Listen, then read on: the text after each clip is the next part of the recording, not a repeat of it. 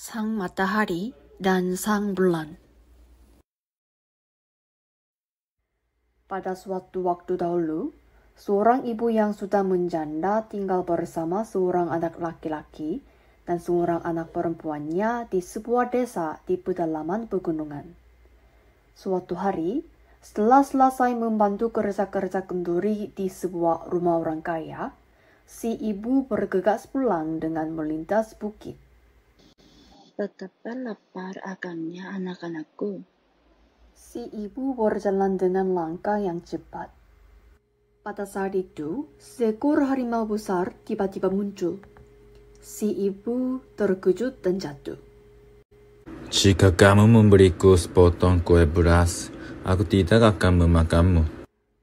Sang harimau itu berkata dengan suara yang menakutkan. Si ibu memberi sang harimau sepotong kue berasnya. Sang harimau muncul lagi di bukit berikutnya. Jika kamu memberi aku sepotong kue beras, aku tidak akan memakanmu. Si ibu melemparkan semua kue beras sekali dengan keranjang dan melarikan diri. Saat si ibu mau melewati bukit terakhir, sang harimau muncul lagi. Kue beras satu pun tidak ada ya? Kalau begitu, aku harus memakanmu. Sang harimau pun memakan si ibu itu. Sekarang aku harus makan si anak-anak pula. Sang harimau menegakkan pakaian si ibu dan pergi menuruni bukit. Di sebuah rumah terpencil, si kakak laki-laki dan adik perempuannya tertidur menunggu ibu mereka. Sang harimau itu mengetuk-ngetuk pintu. Ketika si adik perempuan coba membuka pintu, kakak laki-lakinya menarik dengannya. Ini bukan suara ibu. Suaraku serak karena terlalu lelah. Kata sang harimau. Kalau begitu, tunjukkan tangan kamu. Sang harimau menepuk kertas yang menutup celah pintu dan mengulurkan tangannya yang berbulu. Kenapa ada begitu banyak bulu di tangan ibu? Begitulah kalau terlalu banyak bekerja. Aku rasa harimau datang. Ayo menarikan diri. Si kakak laki-laki berkata kepada adik perempuannya.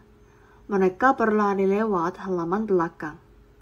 Kemudian mereka memanjat pohon kesumuk yang ada di sebelah sumur. Sang harimau itu mendobrak pintu dan mendapati anak-anak itu sudah tidak ada lagi di dalam ruangan.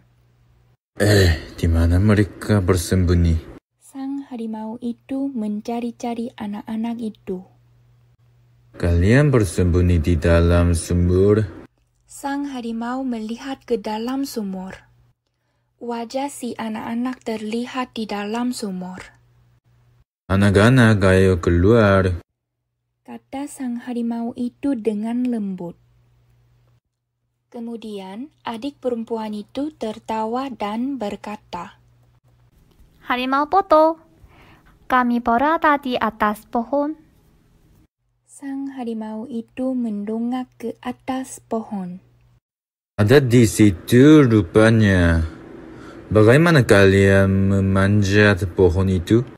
Kami memeloskan minyak wijen untuk memanjat pohon. Si kakak lelaki itu berkata. Sang harimau itu terbeleset dan jatuh saat memanjat pohon yang diolesnya dengan minyak wijen. Si adik perempuannya tertawa. Foto, kamu bisa memanjat dengan kapak. Betul, terima kasih karena memberitahuku. Sang harimau itu mulai memanjat setelah menakik pohon itu dengan kapak. Sedikit demi sedikit sang harimau mendekati mereka. Si kakak laki-laki dan adik perempuannya gemetar ketakutan. Kedua kakak beradik ini berdoa kepada langit. Jika engkau ingin menyelamatkan kami, turunkan tali baru kepada kami. Dan jika engkau ingin membunuh kami, turunkan tali lama yang buruk dari langit. Kemudian tali baru turun dari langit. Si kakak laki-laki dan adik perempuannya naik ke langit dengan memanjat tali baru. Tolong turunkan juga tali baru kepadaku.